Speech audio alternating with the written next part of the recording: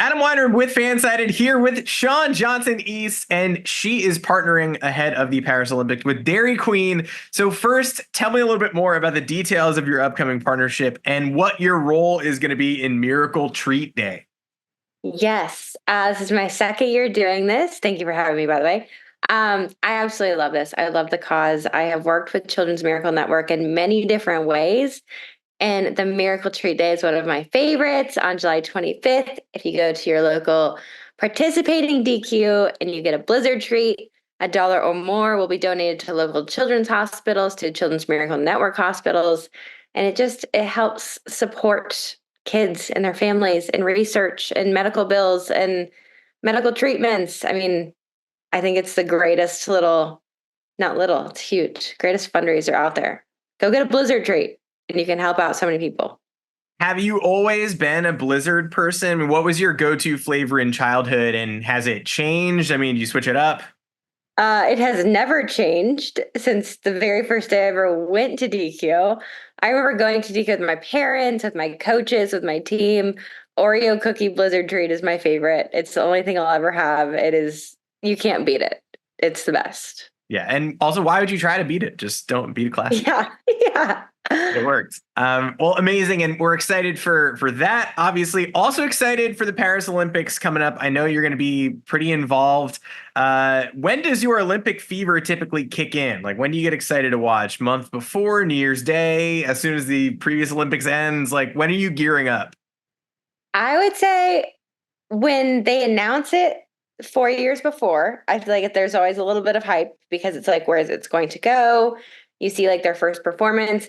But I would say 100 days out is when things really start amping up. We leave in about a week for Paris, and I just feel like I'm bleeding red, white, and blue.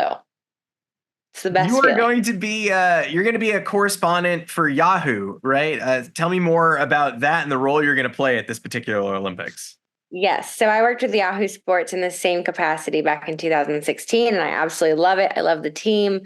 I'll be going there and covering more of the social aspect. So we'll be doing social deliverables on the opening ceremonies and our favorite restaurants. I get to go to a soccer game. I get to kind of cover the Olympics, which is fun. There are 7 of us working for Yahoo Sports doing the same thing. And then I'll also give analytical reviews of every competition in gymnastics. So putting my expertise a little bit to the test. What are for those who haven't been quite as keyed in, what are the gymnastics storylines that we should be following for Team USA? I mean, obviously there's sort of one big overarching one, but what should American fans keep their eyes out for the gymnastics tournament this year?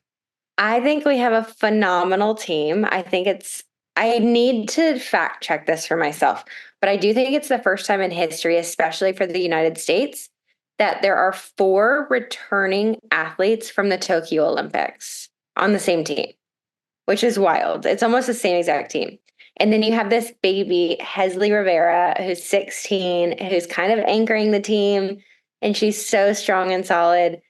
The headliner, of course, is Simone Biles. She looks phenomenal. She's making her comeback. She has nothing to prove to the world because she's the greatest of all time, and she looks phenomenal. So I think it will be fun to watch Team USA go out and fight for every medal out there. Um, and I think they have a chance to get every single medal in the competition. So we'll see. Are there any of this year's US gymnasts who you watch and you kind of think like, oh, I see a little bit of myself in them, or are you just sort of watching as a fan? No, I'm very glad I'm retired because I could not keep up with these girls. These girls are incredible, incredibly talented, there's so much like depth and just different talents and ways that they're showcasing themselves. So yeah, I don't see myself in any of them because I can't hang. I'm glad Yeah. I'm old and not there. Yeah, welcome to the club. I've never seen myself in any gymnast, and I never Yeah, will. yeah, So yeah, feels good. Welcome, join us. yeah, yeah. You mentioned you're going to cover a little soccer while you're there. When you were at the Olympics, what was your favorite sport other than gymnastics to sneak away and watch? The soccer, the basketball? I mean, where did you find yourself? Um, in my Olympic Games, I kind of tried to go anywhere. So I went to taekwondo, I went to track and field, I went to diving and soccer and basketball, all over the place. We do have one of our best friends is on the USA soccer team, Walker Zimmerman. So we're desperately trying to get down to Marseille to see one of the early matches, and then hopefully they'll make it into the final rounds in Paris. Um, but I honestly, I have a fascination with all of it. I want to go see breakdancing because that's an Olympic sport now. BMX would be amazing. Uh, fencing? Is it fencing? Yeah. Yeah, I think they got that. Dressage. Uh, table tennis. All of them. Amazing. I mean, yeah, you got to soak up the full experience. Are you going to be staying at the Olympic Village this year, old school, or not so much? Only competing athletes can stay at the Olympic Village. Yeah. So we will not be staying there. However, I would love to go visit. I think it would be fascinating to see. We are in an Airbnb. I'm bringing my kiddos, my family. We're doing a big family affair for it and just going to be big cheerleaders. Yeah, great call.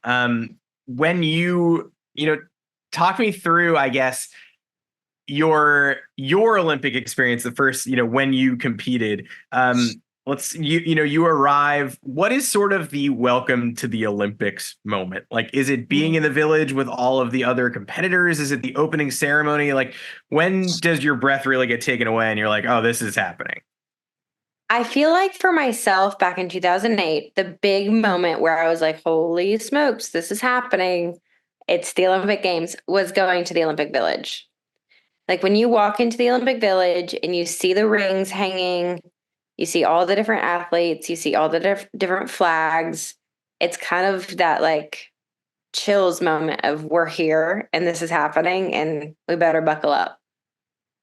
You also mentioned that you sort of are feeling that, red, white, and blue. You're starting to really, really bleed it. You were also at the, good July 4th. You had Yeah. some capital July 4th festivities. Talk me through how that honor felt, what it was like day of. I mean, were you nervous? Is that, you got the red, white, and blue pumping, so obviously you're feeling pretty patriotic that day. But what was that experience like for you?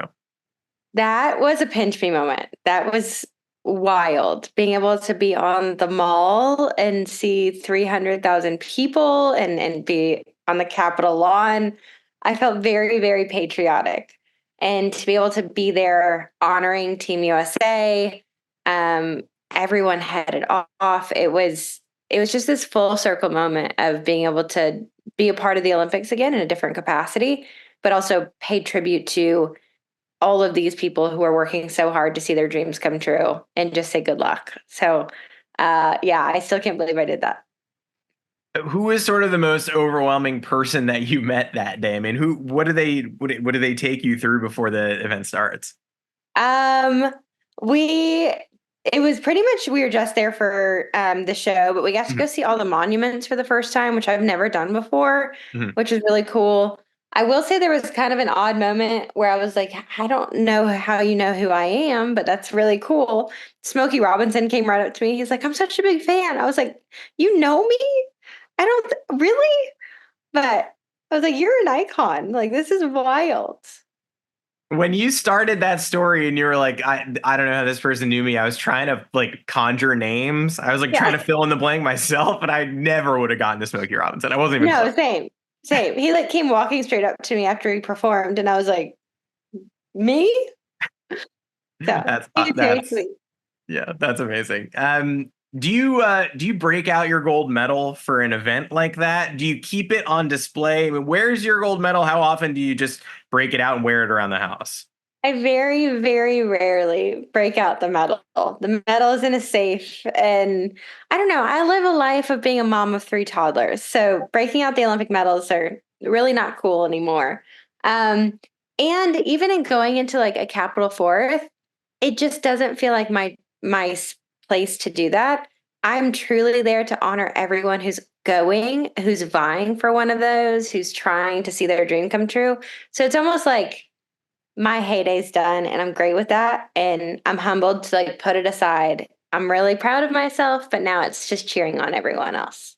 Yeah, and doing, I mean, you mentioned you're doing food reviews when you get to Paris. Like, I mean, that's a Yeah. pretty great chapter of your life to be in right now, too, getting to do fun Yeah. stuff like that. Yeah. Yes. My daughter, for the very first time, just had a chocolate croissant. And she said, Mommy, I really like these things. And I said, honey, just wait till we get to Paris. When you have like a real chocolate croissant, your life is about to change. Yeah, they do get better. I mean, speaking of your social media presence and your motherhood, my wife reacted to the idea that I was going to be speaking to you by saying like, "Oh, I love her Instagram. Oh my God!" Like that was Oh. her immediate connection. When did you know that you wanted to sort of develop that platform and share your story that way? Like, were you always the type of person to express yourself, little goofy sketches, funny videos, or did this all just sort of come organically? I have never been that person, and I still don't know if I am. It's 100% my husband. That is what my husband is to a T. He has been making YouTube videos since the day YouTube became a thing. And he loves editing and doing skits and doing all these. So these are all his idea. Um, so I married into it. I really kind of dove headfirst into it with him, though, in the past few years we have found ourselves having this presence and having this following that I don't know why or how we have. It is a blessing. It's really cool. But I do think with it comes a responsibility. And we're not here to preach anything. We're not here, like, we don't have any ground to stand on to teach people anything at all. So my husband and I are always like, can we showcase family friendly content that just makes people smile? So we have fun with it. Yeah, well, so do we in this household. So you got some fans here. Thank you. I'll wrap here. I read, I'm not sure. I hope this is accurate, but that you and your husband were engaged at a Cubs game at Wrigley Field. We Um, were. Now, when I was discussing proposing to my now wife, she described getting proposed to at a baseball game as her nightmare. Yeah. Was this something you were expecting? How do you ultimately pull this off? Never in a million years did I expect him to propose in the middle of Wrigley Field. Um, I thought was going to do something so quiet and intimate around nobody else. That was the last place. I was doing a promotional event for USA Gymnastics for national championships. So I got in, which it was in Chicago. So I got offered to throw out the first pitch, which was a huge deal. I was so excited. My boyfriend at the time went with me. And I remember throwing out the first pitch and I see my boyfriend walking on the field and I got so mad because I was like, what are you doing? You're going to get me in trouble. You can't be out here. You don't have a credential for this. Are you going to get arrested? Like, I don't know. Probably. Um, and then I saw a camera crew following him. I was like, what's happening? And he got down on one knee and I was like, are you serious? Like here? But it was cute. It was definitely a surprise. So he pulled it off. Well, Shawn Johnson East, you never know what you're going to see at the Olympics. All of that will be surprising as well. Miracle Treat Day coming up July 25th. It sounds like, I don't know if you agree, it's time to maybe get a chocolate croissant blizzard in the mix. Does that sound like Oh, that not a bad sounds idea? phenomenal. Yeah, I don't know. Absolutely. Just to We're talking brainstorm the this hit as we through. were going. But either way, excited for your Olympics coverage. Excited for Miracle Treat Day, July 25th. Thank you so much for spending time with me. Thank you.